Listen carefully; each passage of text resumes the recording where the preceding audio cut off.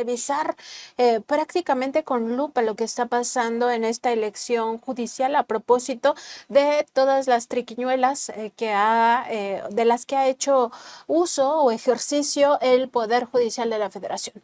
Recordar que el Poder Judicial en manos de Norma Piña pues ha establecido ahí sí, un régimen prácticamente dictatorial, un suprapoder que buscó estar siempre por encima incluso de los otros dos poderes de la Unión, es decir, del legislativo y del ejecutivo.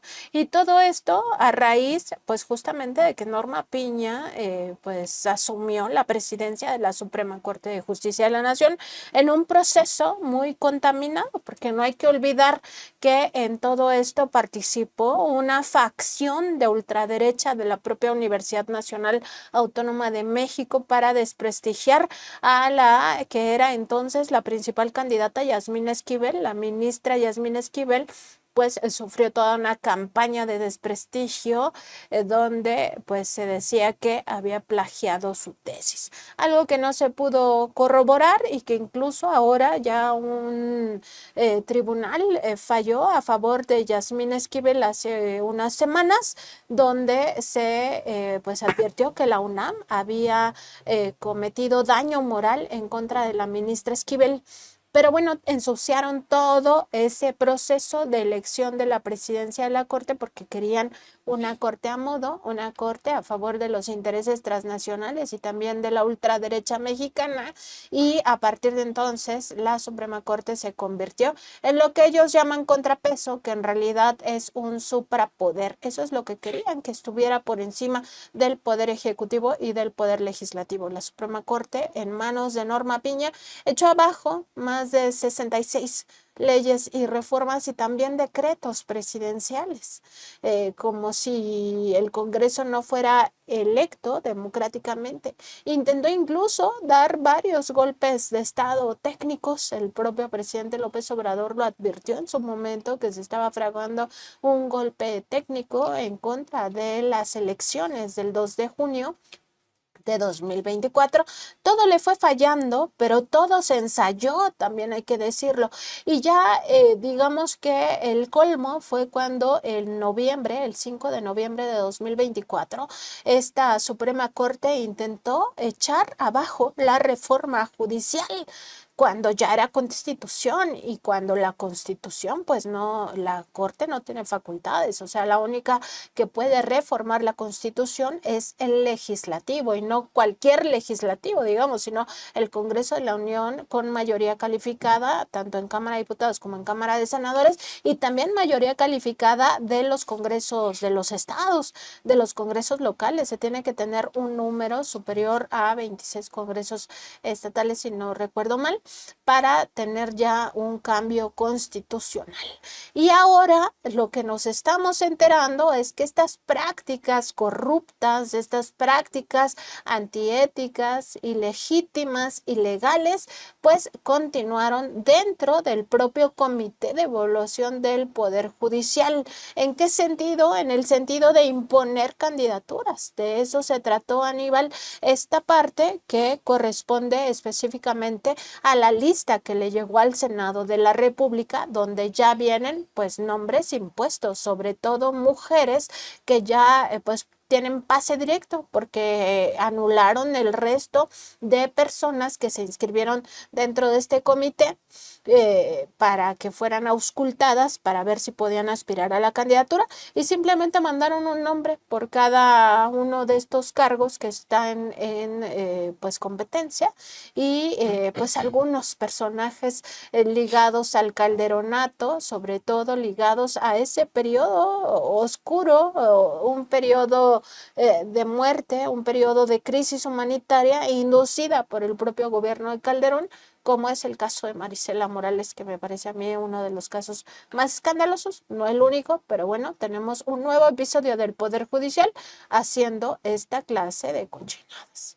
Sí, es parte de esta forma de la política que tuvo la Suprema Corte de Justicia, que tuvo el Poder Judicial en distintos ámbitos, en distintos momentos de la vida política nacional, no desde el expresidente Andrés Manuel, sino desde antes, incluso también vamos a verlo en un instante más, pero bueno, el tema acá es que este tipo de perfiles que tienen esta trayectoria política del estar o haber estado en el periodo de Felipe Calderón, haber tenido vínculos incluso con García Luna, haber compartido el gabinete también, el gabinete ampliado con Felipe Calderón, y bueno, es parte de que esta Suprema Corte de Justicia de la Nación, que tiene la presidencia Norma Piña, continuó con este golpe aguado, como lo dijo la presidenta Claudia Sheinbaum también en su momento, que se les fue desfondando poco a poco, pero incluso en el último instante, en el último momento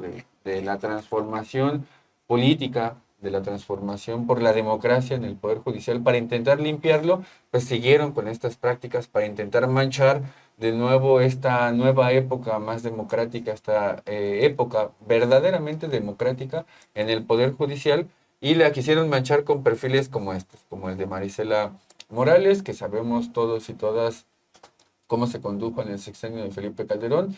También otro tipo de perfiles que están colados ahí para la Suprema Corte de Justicia de la Nación, que lo decíamos el día de ayer, pues es esto de intentar poner el vino viejo en las botellas nuevas, que no puede suceder porque a partir de eso se empieza a manchar, se empieza a vulnerar el proceso de democracia en el Poder Judicial, que es lo que se perseguía con esta reforma, limpiar de la corrupción imperante, de este nepotismo que decíamos al inicio del programa, que imperaba en el 49% de los miembros del Consejo de la Judicatura. Bueno, todo esto se intenta limpiar y no puede quedar esto impune, y tampoco puede quedar sin estar esta información disponible para la población, para que en el momento de la elección sepan los perfiles que van a estar, que tengan mayor información y que cuenten con más elementos para ejercer el debido voto en su momento en este año, y poder elegir a los mejores perfiles. Ese es el punto al final, ¿no? Saber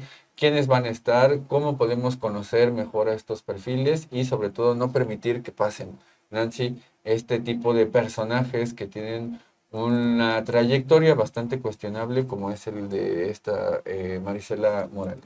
Así es, y bueno, vamos a ver lo que denunció el día de ayer precisamente el senador Gerardo Fernández Noroña a propósito de estas listas que recibieron de manos del Poder Judicial, que tuvo pues en su proceso esta mano del Comité Evaluador del Poder Judicial de la Federación. Vamos a verlo.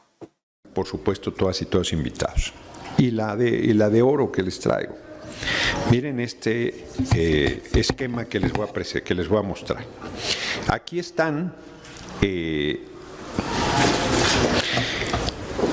quienes no van a ir a insaculación, porque resulta que el Poder Judicial, el Comité Ejecutivo, hizo las cosas de tal manera que, por ejemplo, todas las mujeres inscritas no van a insaculación, porque mandaron un número tan reducido que todas tienen pase directo a la boleta.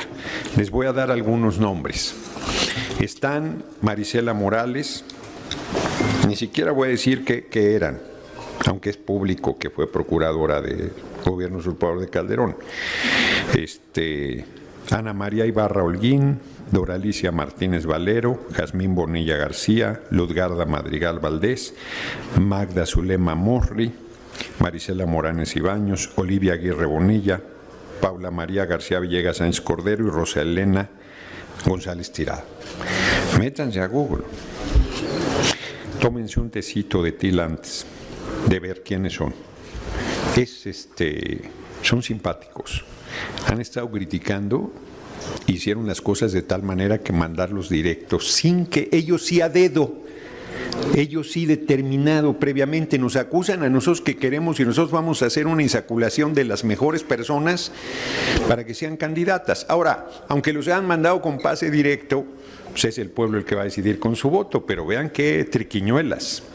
Pero no lo hicieron solo ahí, lo hicieron En todos los casos, las mujeres no van a elección, que les voy a mencionar. Lo hicieron magistradas y magistrados de la Sala Superior. Son 2 candidaturas, les recuerdo, 2 espacios por cubrir, no 2 candidaturas. Lo hicieron en la magistradas y magistrados de la Sala Regional de la Ciudad de México del Tribunal Electoral, del Poder Judicial. Lo hicieron para la Sala Regional de Guadalajara, para la Sala Regional de Monterrey, para la Sala Regional de Toluca y para la Sala Regional de Jalapa. Dicho de otra manera, todas las salas regionales y la Sala Superior del Tribunal Electoral del Poder Judicial de la Federación, las mujeres tienen pase directo, a dedo decidieron quiénes van a ir por el Poder Judicial. Y lo hicieron también en 3 casos para hombres, en los magistrados, magistradas para el Tribunal Regional de la Ciudad de México, de Guadalajara y de Jalapa. Como ustedes pueden ver en este cuadro, lo que está en rojo son los que no van a elección, las mujeres en todos los casos, y los que está en verde sí van a ir a insaculación, perdón, no a elección, a insaculación. Aquí está. Nosotros calculamos que la mesa directiva de la Cámara de Senadores va a tener que hacer 72 insaculaciones el día de mañana. Queríamos compartirles esta información. Nos parece información que pinta de cuerpo completo al Poder Judicial, que no tiene moral, que no tiene principios, que no tiene ética, que no tiene vergüenza, que no sé dónde estudiaron derecho, pero chicanadas sí que aprendieron a hacer. Las hacen muy bien. Las machincuepas, como decía, creo que así decía nuestro compañero presidente, ¿no? Las machincuepas le salen. No, hombre, tienen tal nivel de acrobacia que deberían ir al Circo del Sol a ver si les dan trabajo.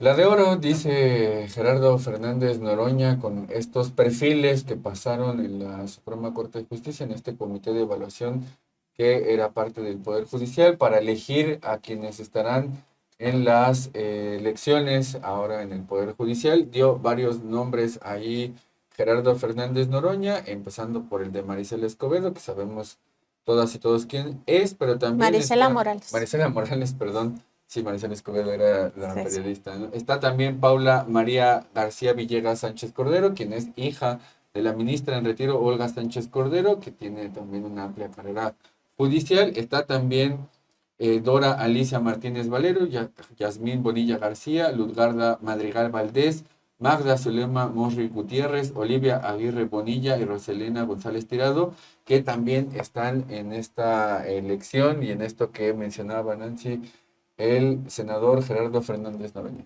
Y vamos a revisar algunos de los perfiles. Esto es importante porque en el caso, por ejemplo, de Doralicia Martínez Valero, licenciada en Derecho por la Universidad Autónoma de Coahuila, con estudios de maestría en Derecho por la UNAM, especialista en Derecho Electoral y Derechos Humanos. Desde 2016 es directora general de Asuntos Electorales de Grupo Televisa.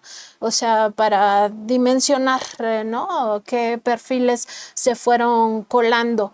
En el caso de Yasmín Bonilla García, es licenciada en Derecho por la Universidad Panamericana, cursó programas de perspectivas contemporáneas y cambio constitucional, pero sobre todo lo que llama la atención es su experiencia profesional, que ha desempeñado cargos en el Poder Judicial como oficial judicial y oficial administrativa en el primer tribunal colegiado en materia administrativa del primer circuito, secretaria en el juzgado segundo de distrito del estado de Guerrero, secretaria en el juzgado quinto de distrito del centro auxiliar de la primera región, secretaria del primer tribunal colegiado en materia administrativa del primer circuito. También está el caso de Magda Zulema Mosri Gutiérrez. Aquí llama la atención esta magistrada de Sala Superior del Tribunal Federal de Justicia Administrativa, porque es la esposa de Rafael Macedo de la Concha, quien fuera procurador general de la República en el sexenio de Vicente Fox. Y bueno, ya sabemos la trayectoria de Macedo de la Concha y todo lo que tuvo que ver en aquellos años todo lo que pasó con Vicente Fox y la Procuraduría General de la República. Por cierto, en los primeros momentos en los cuales García Luna ocupó cargos muy importantes y que fue denunciado el propio García Luna, aquí lo hemos dado a conocer en su momento, en aquellos años, por el propio ahora fiscal general de la República, Alejandro Gertz Manero, quien era secretario de Seguridad Pública, denunció a García Luna por malos manejos en la AFI y fue Macedo de la Concha quien prácticamente enterró ese expediente. Además está el caso de Lutgarda Madrigal Valdés, quien fue candidata a una diputación federal por Pánuco por el partido Movimiento Ciudadano y también fue diputada en su momento, en 2012, priista por el PRI. Así las cosas con estos perfiles que se han presentado y que decía el propio Gerardo Fernández Noroña, Aníbal, decía, pues denle una googleada, ¿no? Para saber de quién se trata. Pues es que este tipo de trayectorias y también eso corresponde a otro tipo de aspectos o incluso de otro tipo de análisis, pero es que la trayectoria no se puede negar y tampoco se puede ocultar, que eso también es otra de las situaciones que suceden con este tipo de perfiles como los que acabas de mencionar y que por eso decíamos al inicio, tienen bastantes vínculos con el periodo de Felipe Calderón, con los dos sexenios panistas, como acabas de decir, Nancy, con García Luna. Entonces, digamos, este tipo de perfiles que fueron preseleccionados, que fueron colados, como decíamos hace unos instantes, pues exhibe cómo en el Poder Judicial intentan todavía meter a este tipo de gentes. La pregunta es, bueno, ¿tan aceitados están los intereses, los vínculos que meten a este tipo de perfiles? ¿O por qué es que eligen este tipo de perfiles y no a otros? O sea, como si quisieran, de hecho lo decíamos y lo decías tú ayer, recordando esta expresión que hizo el expresidente Andrés Manuel cuando estaba hablando de alguien en la Suprema Corte de Justicia, es como si quisieran meter a este tipo de perfiles por algo más. Y eso lo dejo en ese terreno, simplemente como pregunta, porque llama la atención que de estos perfiles varios tengan o hayan tenido esta trayectoria cercana a personajes incluso como Macedo de la Concha. Y en el caso, también está el caso de Ana María Ibarra Holguín, que mencionó el propio Fernández Noroña. Aquí la entrevistamos. Ella fue secretaria de Estudio y Cuenta en la ponencia del ministro Arturo Saldívar. La entrevistamos hace un par de semanas. Y bueno, importante revisar todos estos perfiles que pasaron directo. También el propio Gerardo Fernández Noroña avisó que no eran solo mujeres, también hay casos de hombres, de varones, donde tienen prácticamente pase directo. Ya está con nosotros y nos da mucho gusto recibir al doctor Isaac de Paz González. Él es doctor en Derecho, experto en Derecho Constitucional y también en Derechos Humanos. Y justamente para abordar estos temas que tienen que ver con el proceso de la elección judicial. Él es profesor investigador de la Facultad de Derecho de la Universidad Autónoma de Baja California, Campus Tijuana, doctor en Derechos Fundamentales y Libertades Públicas por la Universidad de Castilla-La Mancha, miembro del Sistema Nacional de Investigadores nivel 2 y también experto en todos estos temas. Está compitiendo para ministro de la Suprema Corte de Justicia de la Nación. Ya nos contará, doctor, cómo va ese proceso, pero antes de ello, permítanos saludarle esta mañana y agradecerle que esté con nosotros. Buenos días. ¿Qué tal, estimada Nancy, audiencia de Contralínea? Muy buen día. Doctor, para consultarle cómo va este proceso judicial, en qué momento nos encontramos y sobre todo saber también su opinión de esto que se ha venido denunciando en los últimos días del pase directo que les dio este comité de evaluación del Poder Judicial de la Federación a varios personajes, algunos de ellos ligados sobre todo con el calderonismo o con facciones priistas. ¿Cómo vio esta parte del propio comité de evaluación judicial que renunció finalmente a sus cargos porque dejaron de trabajar? Mira, Nancy, yo en lo particular, desde que salieron las listas de las personas admitidas, digamos, por el Comité del Poder Judicial de la Federación, me pareció una lista muy corta, particularmente para ministros y ministras de la Suprema Corte, una lista de alrededor de 28 personas.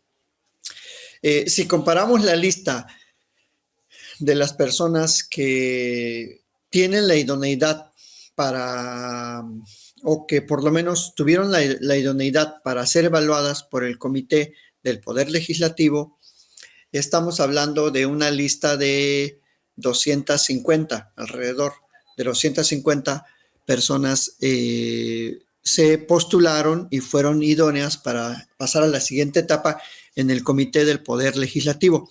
Entonces, ¿cómo es posible que de una convocatoria nacional, la Suprema Corte y su comité digan que solo 25 personas tienen esa idoneidad? Eso ya me pareció sospechoso. Entonces, o sea, hicieron un análisis muy escueto, diría yo, estrictamente de perfiles afines. Pues más bien no hicieron análisis, porque cómo es que de todas las personas que se postularon en el Poder Judicial, solo 25, comparadas con el gran número de personas que se postularon al Poder Legislativo y al Poder Ejecutivo, que son un número mucho mayor, ¿no? 10 veces más, te estoy diciendo, del Poder Legislativo, por lo menos, que tengo aquí el dato exacto, y son 262 personas para la Suprema Corte, no 252, corrijo, 262. Entonces, 10 veces más. Quiere decir que el trabajo del Poder Legislativo fue mucho más serio, mucho más plural, mucho más incluyente, porque, no sé, de los 1,500, digamos, que nos postulamos en el Poder Legislativo, pues hicieron un análisis mucho más amplio de los perfiles, de los requisitos constitucionales de quienes estamos aspirando a ocupar un lugar en la Suprema Corte. Entonces, ese es mi comentario inicial de ese aspecto.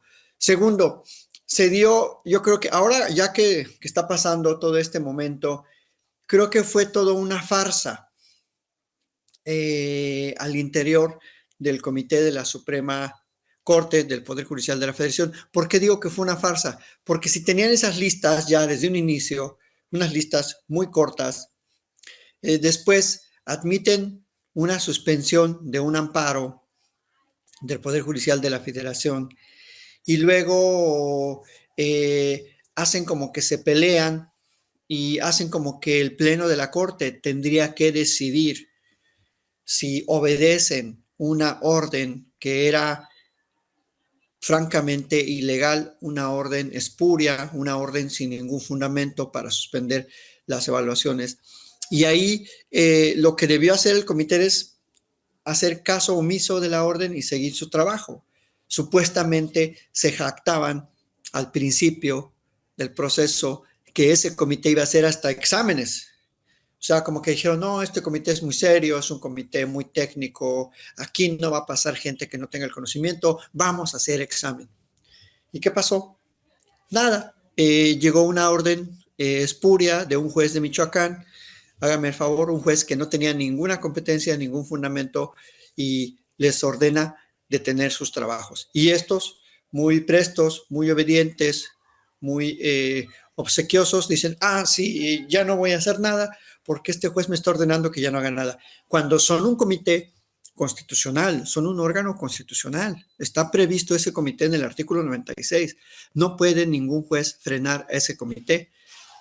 Y entonces, ¿por qué digo que fue algo artificioso o falso? Porque luego el Pleno de la Suprema Corte, o por lo menos la mayoría de ministros y ministras que estuvieron en contra de la reforma, dicen, bueno, pues sí, está bien que obedezcas la orden de un juez inferior. Y eso no puede ser. O sea, no puede ser que un juez inferior le dé órdenes al mismísimo Pleno de la Suprema Corte. Es una regla en el derecho. El juez inferior no puede sostenerle competencia al superior, ni mucho menos ese juez puede sostenerle competencia a la sala superior. Lo que pasó en este inter fue que obviamente muchas personas postuladas a ese comité fueron a reclamar al Tribunal Electoral que interviniera en la controversia porque la Sala Superior es, en efecto, el órgano judicial especializado y competente para resolver las cuestiones electorales en este país. Y la elección judicial, les guste o no, es una cuestión electoral. Por tanto, no es una cuestión de amparo, no es una cuestión tramitable ante los juzgados federales o los tribunales colegiados. Es una cuestión de una jurisdicción especializada que se inventó, por cierto, en tiempos de Zedillo. Esta jurisdicción electoral no la inventó Morena. Esta jurisdicción electoral viene desde el 1997, de una reforma electoral. Es una jurisdicción especializada para resolver disputas electorales y la elección judicial es una disputa electoral. Y entonces entra a la Sala Superior y también adecuadamente dice, esto es de competencia exclusiva de la Sala Superior y le ordena al comité que retome los trabajos. El comité del Poder Judicial dice, no puedo porque tengo una orden inferior.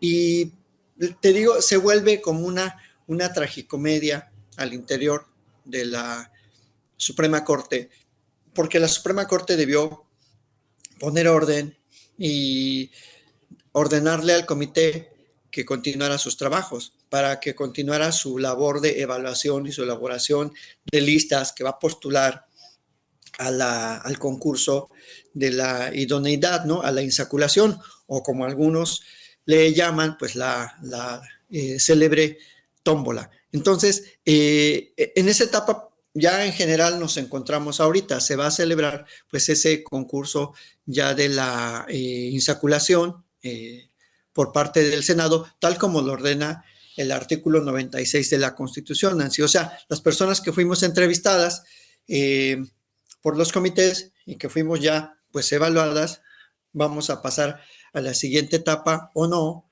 de insaculación. Entonces, justo en ese momento estamos, Nancy. Eso es un primer acercamiento y si quieres, ahora mismo pasamos a otra pregunta para otro comentario que tengo sobre la Sala Superior. Y doctor Isaac de Paz, le saluda a Aníbal García. Preguntarle, porque el día de ayer y antier también Gerardo Fernández Noroña decía, bueno, están estos perfiles, hicieron esto en este comité de evaluación en la Suprema Corte de Justicia, y ahora usted nos está dando otros elementos de cómo en la ley un juez inferior no puede mandar este tipo de solicitudes a la Suprema Corte de Justicia. Y ayer el presidente del Senado, Gerardo Fernández Noroña, decía, bueno, no vamos a hacer o a imponer un juicio político contra estas personas, pero por lo que usted nos está diciendo, entonces sí están incurriendo en una violación a la ley y eso puede ser juzgado o puede ser penado. El comité sí desobedeció su labor constitucional. Es una cuestión, digamos, de una infracción a las reglas constitucionales. No está prevista la responsabilidad de ese comité en la Constitución. El artículo 96 no establece qué pasa cuando el comité no lleva a cabo sus funciones o no las quiere llevar a cabo. Y se metieron realmente en una contradicción innecesaria, en un pleito innecesario, porque luego entra a la Sala Superior con este reclamo que le hacen personas que se están postulando por ese comité y les ordena retomar los trabajos. Y la Sala Superior, desde mi punto de vista, lo hizo bien al principio. Lo que yo no estoy de acuerdo en la decisión de la Sala Superior es que ordena un cumplimiento sustituto y como que faculta al Poder Legislativo y a su comité para continuar con el proceso de evaluación de las personas del Comité del Poder Judicial. Eso no está previsto así en la Constitución. La Constitución dice que cada comité tiene que mandar el listado de sus personas evaluadas y en ese caso, pues si el Poder Judicial no remite sus listas y su comité no trabajó, pues simplemente no hay postulaciones del Poder Judicial, porque la Constitución dice que si un poder no remite sus listas en tiempo y forma, ya no las puede remitir después.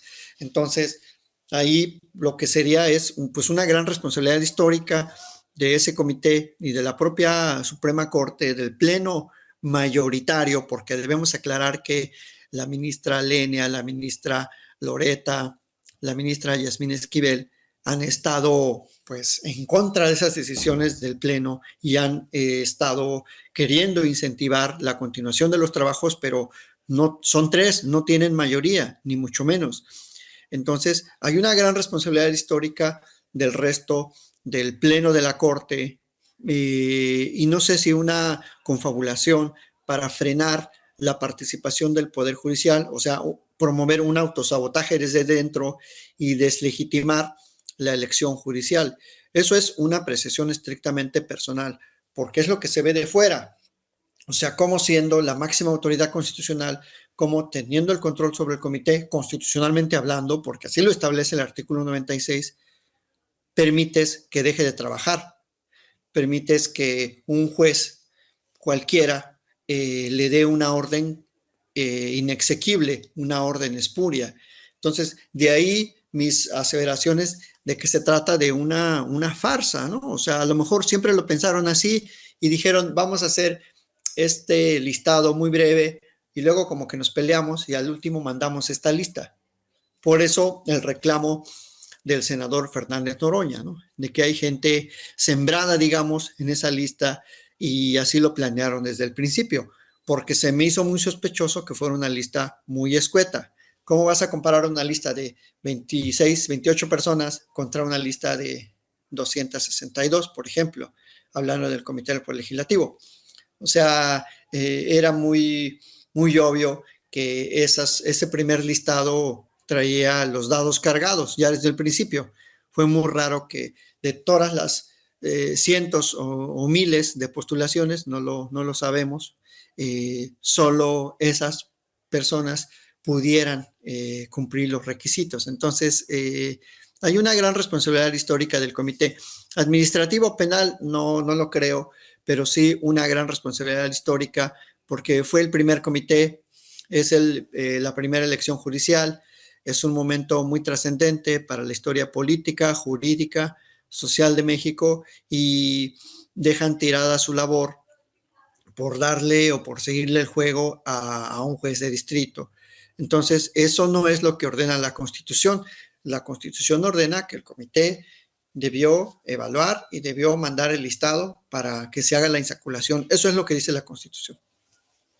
Doctor, entonces lo que podríamos entender de esto es que por intentar corregirle la plana a este comité de evaluación, el Tribunal Electoral del Poder Judicial de la Federación, la Sala Superior, pues incurrió en algo que no estaba en la Constitución, es decir, sobrepasó sus funciones por una parte y por otra cayó en la trampa, o sea, en la trampa de este comité que al final acabó sembrando pues ya estas candidaturas que tienen pase directo a la elección y que aquí lo único que pudiera pues frenar que lleguen estas, digamos, estas personas, ¿no? Sobre todo las más cuestionables, que ya Gerardo Fernández Noroña, el senador, pues se ha encargado de advertir de ello, pues sea justamente ese proceso de información a la ciudadanía para que la ciudadanía no vote por esos perfiles. Pero entonces habría caído en la trampa.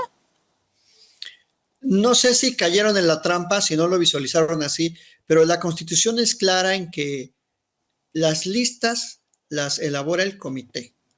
Los representantes del poder, o sea, el ejecutivo, el legislativo o el judicial, solo remiten esas listas. Entonces, las listas no las elabora el poder, las elabora su comité. Por eso el comité era un órgano técnico clave en este proceso, o sigue siendo, ¿no? Los dos comités del Poder Ejecutivo y el Legislativo, por cierto, abro un paréntesis, mis felicitaciones porque fue un proceso, por lo menos lo que yo pude experimentar, muy serio, muy profesional, muy puntual, con la debida pues citación previa. Fueron análisis muy profesionales, muy técnicos de conocimiento puro y duro constitucional. Y creo que hicieron una gran labor. Y si el comité del Poder Judicial ya no existe, ya renunciaron, pues simplemente no hay listas. La Corte per se no puede suplir tampoco al comité. Nadie puede suplir al comité. En resumen, ni la Sala Superior, ni el Senado, ni el propio Pleno de la Corte. Eso es lo que yo leo de la Constitución. No es mi punto de vista. Así dice la Constitución. Y creo que aquí algo de lo que hemos pecado en el sistema constitucional mexicano es de interpretar la Constitución donde no se permite interpretar. Dice una máxima del derecho: cuando está claro, no cabe la interpretación. O sea, in claris no fit interpretatio, dirían los romanos. Y aquí está clarísimo. Quienes hacen las listas son los comités. Si el comité no hizo la lista, pues no hay lista, ni modo.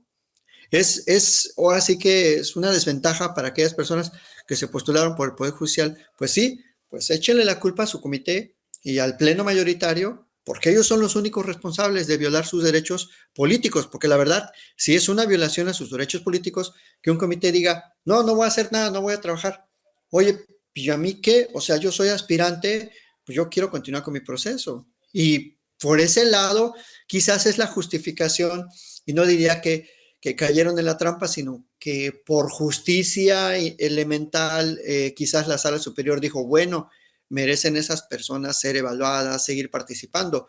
Pero sinceramente, si la Constitución no lo dice, no tendría por qué hacerse de esa manera. Ese es mi muy estricto punto de vista constitucional. Y con esto estoy también advirtiendo que no debemos ponerle letras o palabras a la Constitución cuando no las tiene. ¿Por qué? Porque entonces cada quien le va a poner lo que quiere a la Constitución y cada quien la va a interpretar a su manera. Y creo que ya vimos lo que ha pasado cuando cada quien interpreta lo que quiere de la Constitución. Ese es el gran pecado final de esta Suprema Corte, querer decir que la Constitución no es la Constitución porque viola la Constitución.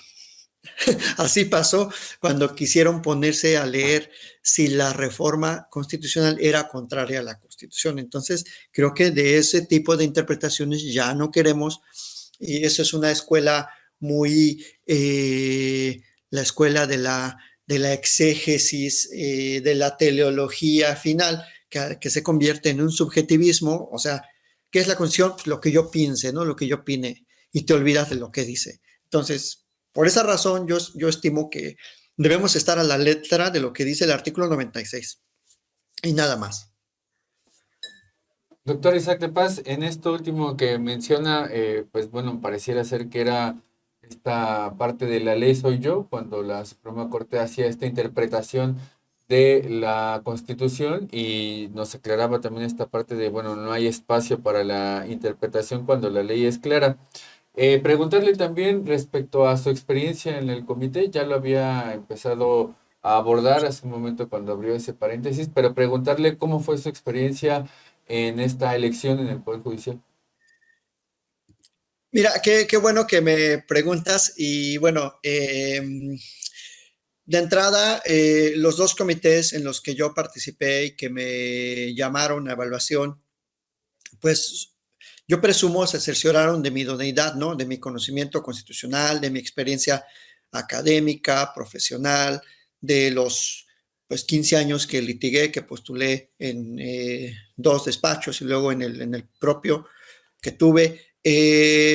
Fue un procedimiento puntual, me avisaron con bastante antelación, con 4 días, y digo que es bastante antelación porque conocedores de este proceso electoral, sabemos que en materia electoral no hay días ni horas inhábiles.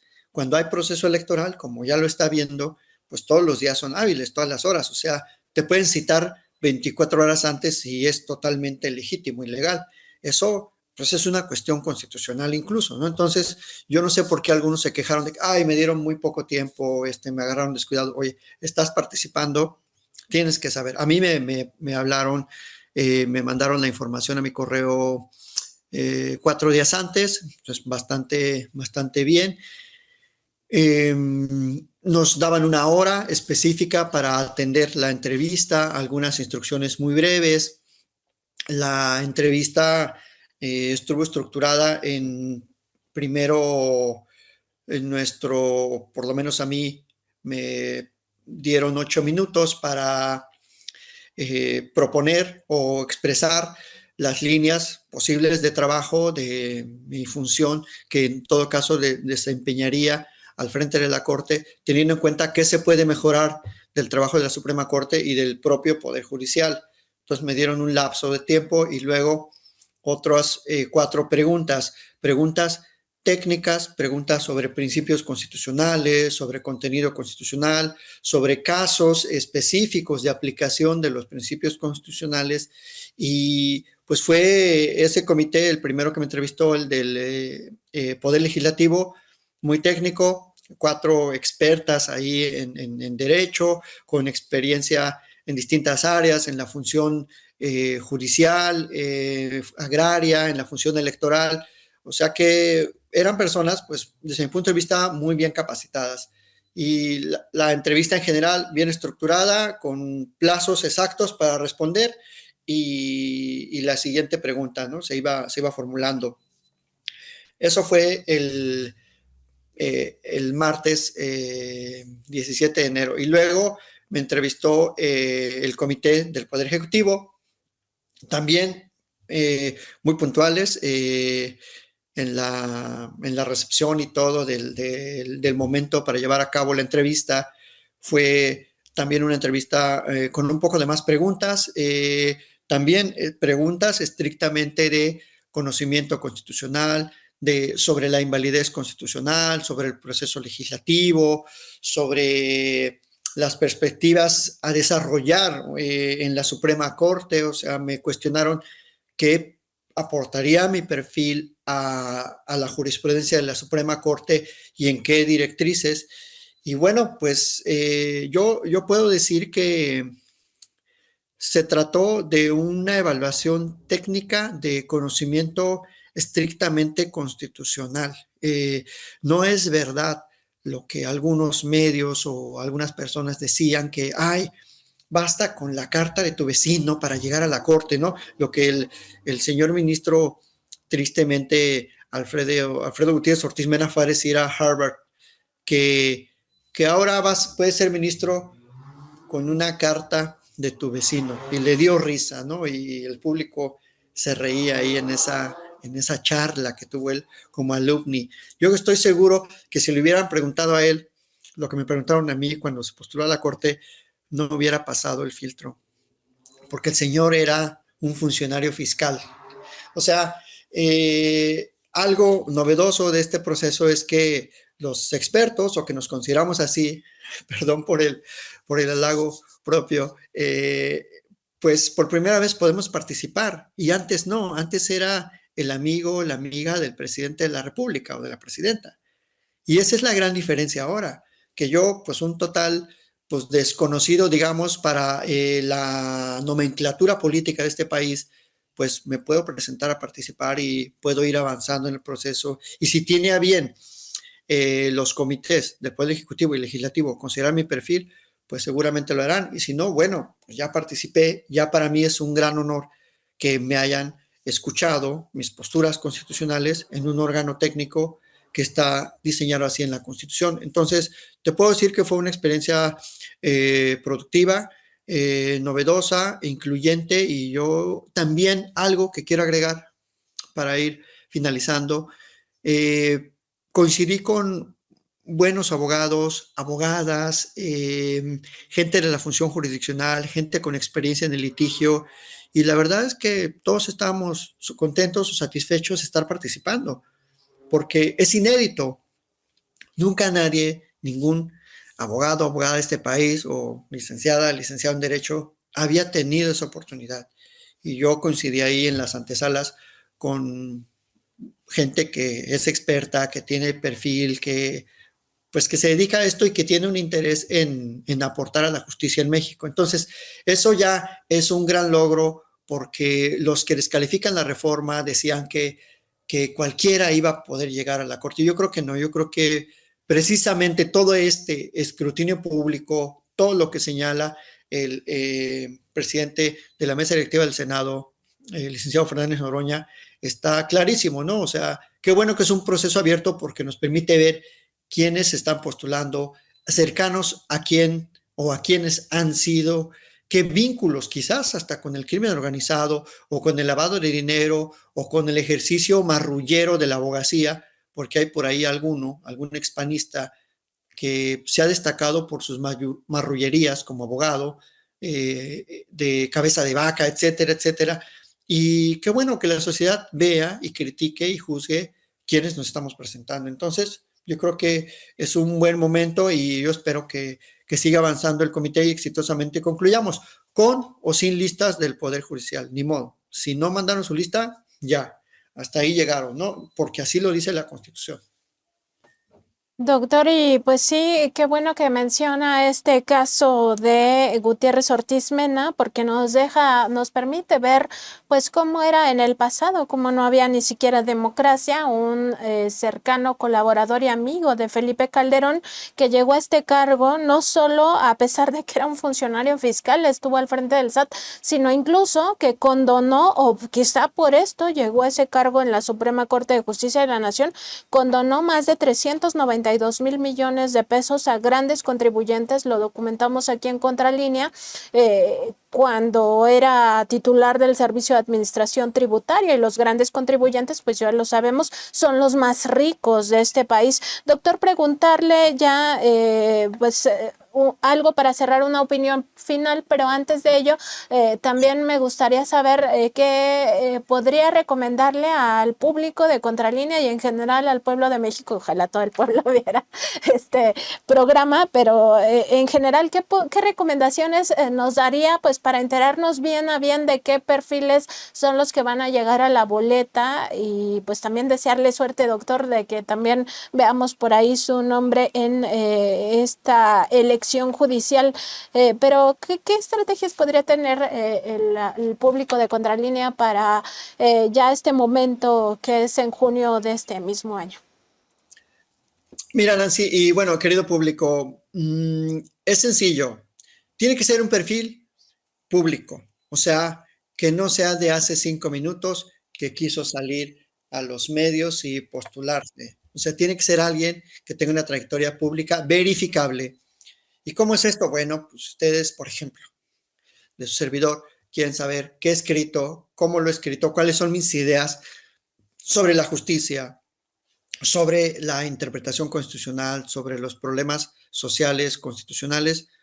Pueden teclear mi nombre en Google y ahí van a ver toda mi trayectoria, por lo menos la académica, que es en la que nosotros plasmamos nuestros puntos de vista, nuestra crítica hacia los dogmas, por ejemplo, en particular, hacia los dogmas constitucionales, hacia esa sin razón histórica de la Corte para negar el acceso a la justicia, etcétera. Entonces, es un buen ejercicio el buscar qué ha hecho esa persona públicamente y también intelectualmente, porque el trabajo de la Corte sí que es un trabajo intelectual y de técnica constitucional. Entonces, también a veces, pues con todo respeto a algunos que pues, no han escrito nunca nada, que pues, no han investigado, que no han analizado las causas profundas de la justicia en este país, pues podrán tener muy buena voluntad, pero a la hora de la hora, por ejemplo, les llega un asunto de, como estás mencionando tú, Nancy, de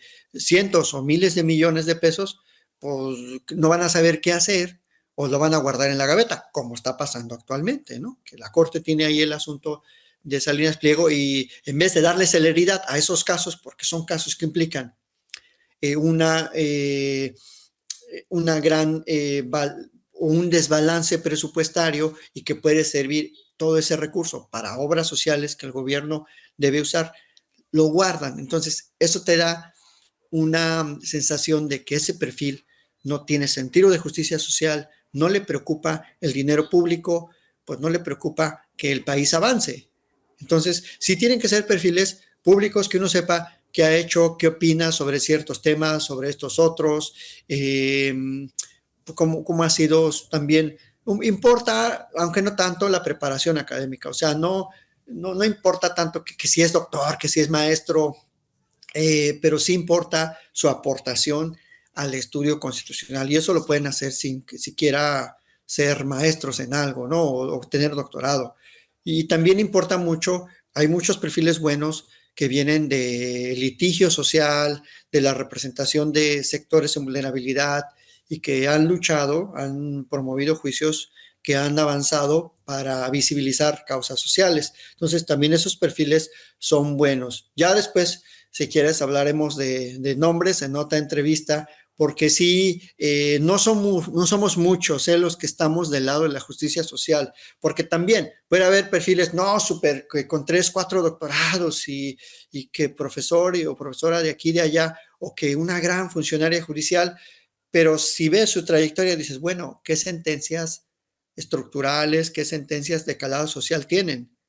Pues no mucho, ¿no? O luego perfiles que de repente ahí me da pues curiosidad, cómo es que de repente ciertos perfiles, uy, ya hasta los entrevista la jornada, ¿no? Por ejemplo, ¿no? Y digo, pues ¿de dónde salieron? O sea, hace un año estaban en contra de la reforma. Entonces hay que tener cuidado con esos perfiles advenerizos. Ya no diría más por ahí, como dice alguien, ¿no? No me hagas hablar, pero nada más ahí le dejo. Doctor Isaac de Paz, y abusando un poquito de este tiempo rápidamente, hace un momento mencionaba que podría el Poder Judicial o la Suprema Corte de este comité de evaluación no entregar las listas, preguntarle qué sucedería en ese escenario si no llegan a entregar las listas, y usted que conoció el proceso de cerca, de primera mano, ¿qué es lo que podría corregirse en este proceso de elección? Bueno, yo no veo tanto problema porque, a ver, siendo honestos, mucha gente que se inscribió en el Comité del Poder Judicial también se inscribió en el del Poder Legislativo o en el del Poder Ejecutivo. Y creo que yo te puedo decir de viva voz que conozco perfiles que estaban en la lista del Poder Judicial y que también ya fueron entrevistados por el Poder Legislativo. O sea que no va a haber grandes afectaciones. Porque un buen perfil, si se inscribió en el del Poder Judicial y también en el Poder Ejecutivo o del Legislativo, la Constitución permite que un mismo poder postule a la misma persona, ¿no? O que dos poderes distintos. Entonces, por ejemplo, si yo no me hubiera inscrito en el del Poder Legislativo, pero sí me inscribí en el Ejecutivo, está a salvo mi derecho de participar. Entonces, muchos de ellos van a estar a salvo sus derechos de participar porque se inscribieron en dos comités, porque era jurídicamente permisible. Te podrías inscribir en los tres, incluso. Entonces, yo creo que no estamos haciendo como demasiados aspavientos en este tema, porque al fin y al cabo, en otro comité, esa persona puede participar y tiene derecho, tendría derecho a luego participar en la insaculación, ¿no? O tómbola, como le llaman. Y por supuesto, continuar, si es que así lo decide la suerte y el azar o el destino, al proceso electoral. Entonces, estamos en la etapa de que se tendría que estar llevando a cabo la lista final de idoneidad. Por lo menos el Poder Legislativo se ha fijado como fecha el 31 de enero, o sea, el viernes, y luego la siguiente semana la insaculación. Entonces, estamos en esa etapa y en ese aspecto creo que se puede suplir el problema de la falta de listas del Poder Judicial, ¿no? Eso sí, respetamos estrictamente lo que dice la Constitución. Si le empezamos a buscar, creo que se van a generar más problemas que soluciones. Entonces, si me preguntan qué recomendaría, qué se puede mejorar, pues tratar de encauzar todo tal como dice la Constitución, no buscarle interpretaciones que no van, porque pueden generar este choque entre la Sala Superior, entre la Suprema Corte del Pleno y entre el Senado, porque el Comité del Senado o el Senado dijo, bueno, sí, nosotros los podemos evaluar de este lado, pero podrían revisar más bien, a ver, quiénes estaban en esa lista, porque además son públicas. O sea, si los que estaban en la lista del Poder Judicial se duelen de que no están participando, bueno, en el Senado sí participaron. Y yo me consta de varios que participaron en ambos comités, incluso en el Poder Ejecutivo. Entonces, no, yo creo que no estamos haciendo una tormenta en un vaso de agua. Y lo único que sí aclaro es que, pues si la Corte no quiso darle viabilidad al comité, no dio un manotazo en la mesa el pleno de la Corte, bueno, pues tendrán responsabilidad histórica en no participar y en haber boicoteado, aunque ya se sabía que lo iban a hacer de esta manera, ya se sabía que estaban en contra de haber boicoteado la elección judicial, pero eso tampoco, ahora sí, como diría Willy Colón, eso ya es periódico de ayer, ¿no? O sea, es una noticia pasada, porque desde el primer momento lo hicieron de esa manera. O sea, no sorprende que lo sigan haciendo, no sorprende esta artificiosa resolución de un juez que aparentemente frena la reforma, porque además ya había otras resoluciones previas a las que nadie les hizo caso, pero curiosamente esta sí, ya había una resolución de una juzgadora de Veracruz, etcétera. Entonces, la verdad es que yo qué es lo que veo, que recomiendo, que se siga el cauce tal como está, que se revise qué personas estaban en aquella lista y si ya fueron evaluadas por el comité del legislativo o del ejecutivo, pues no pasa nada, ya tienen su derecho a participar. Así que teníamos 3 oportunidades, ¿no? O sea, podíamos inscribirnos en los 3 y pues yo por eso tuve estas 2 oportunidades de ser evaluado y las tuve, ¿no? Entonces no voy a decir, el comité del judicial no me evaluó, no me recibió mis documentos, me transgredieron mis derechos. Pues no, porque ya estoy siendo evaluado de este lado. Eso es mi punto de vista. Doctor, pues como siempre es un gusto conversar con usted. Siempre nos da bastante claridad en términos de lo que dice la Constitución, de lo que dicen las normas y también de cómo se debería de aplicar esto, cómo materializar pues justamente nuestra Carta Magna y en este caso pues nos da una idea mucho más clara de cómo ha sido el proceso de selección y también las triquiñuelas de este Comité de Evaluación del Poder Judicial de la Federación. Esperemos que esto pues no, de alguna manera no entorpezca este primer acercamiento a la democratización del Poder Judicial y por supuesto quedamos atentos a lo que vaya ocurriendo y también con el micrófono abierto, doctor, para que nos siga contando cómo va transcurriendo esta elección judicial tan importante para nuestro país, sin duda. Le agradecemos mucho, doctor. Gracias a ustedes, estimada Nancy y audiencia. Buen día.